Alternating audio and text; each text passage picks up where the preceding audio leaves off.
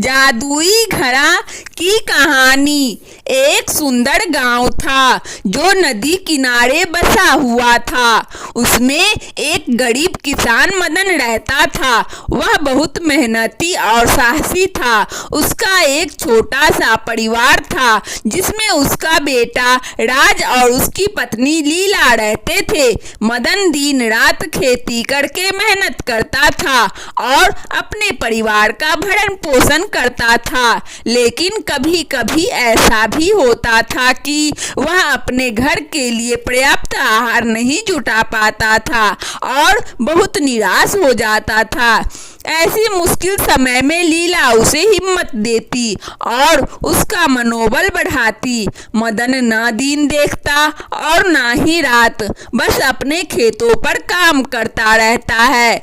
गर्मी का समय था और एक भरी दोपहर की बात है। जब वह खेत में काम कर रहा था, वह अपना आधा से ज्यादा काम खत्म कर चुका था।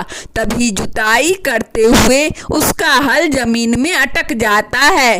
जैसे ही वह थोड़ा हल का खुदाई करना शुरू करता है तो अचानक से एक आवाज आती है, मुझे बाहर निकालो। मदन डर जाता है और दूर खड़ा हो जाता है। वह अपने चारों ओर नजरें घुमाता है, लेकिन उसे कोई नजर नहीं आता। फिर हल चलाना शुरू करता है और दोबारा से आवाज आती है, मदन मुझे बाहर निकालो। अब वह अपने से ज्यादा डर जाता है और पूछता है, कौन है? जमीन से आवाज आती है, मैं जादुई घड़ा। मैं कितनों सालों से यहाँ दबा हुआ हूँ, लेकिन अब तुम मुझे बाहर निकाल लो। मैं तुम्हारी सारी परेशानी खत्म कर दूंगा। इतना सुनकर मदन खुदाई शुरू करता है और घड़े को बाहर निकाल लेता है। उस पर एक अनोखा सा डिजाइन और चमक थी, जिसे देखकर वह आकर्षित हो जाता है। मदन उस जादुई घड़े को घर ले आता है और छुपा देता है। लीला मदन के लिए खाना परोसती हुई कहती है, आज आप बहुत देर से घर आए हो।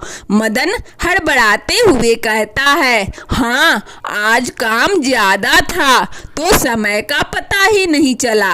फिर वह राज के बारे में पूछता है तो लीला बताती है कि वह तो आपका इंतजार करते हुए सो भी गया। मदन लीला को भी सोने के लिए कहता है। मदन सबके सोने की प्रतीक्षा करने लगता है। जब सब सो जाते हैं तब वह उस घड़े को निकालता है और उससे बातें करता है। जादुई घड़ा कहता है, बताओ मदन, तुम्हें क्या चाहिए? मदन खाने पीने की बहुत सारे चीजें मांगता है और देखते ही देखते उसके सामने अलग अलग तरह के स्वादिष्ट आहार आ जाते हैं। वह ये सब देखकर हैरान हो जाता है और उसे समझ आता है कि ये कोई मामूली घड़ा नहीं है, ये सच में जादुई घड़ा है।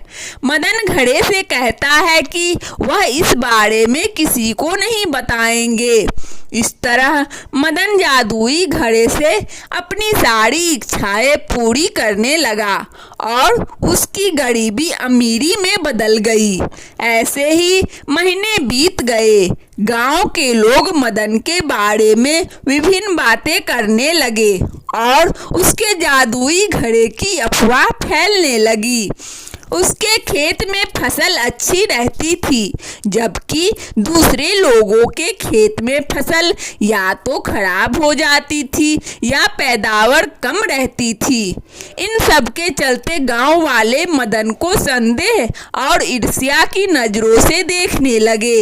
इन सभी बातों का लीला और राज पर गहरा प्रभाव पड़ता है और वो मदन से इस बारे में बात करते हैं। तब मदन उन्हें सारी घटना बताता है और उस जादुई घड़े को दिखाता है। उसे देखकर राज और लीला को अपनी आंखों पर विश्वास नहीं होता। फिर राज अपने पिता से और घड़े से कहता है, हम सब गांव वालों की मदद करेंगे।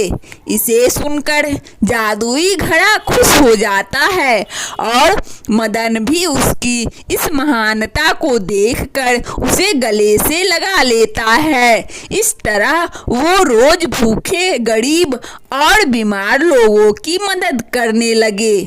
सभी लोग राज से बहुत खुश रहने लगे। गांव वालों के खेत को खराब हो गए थे, उनमें हरियाली आने लगी थी।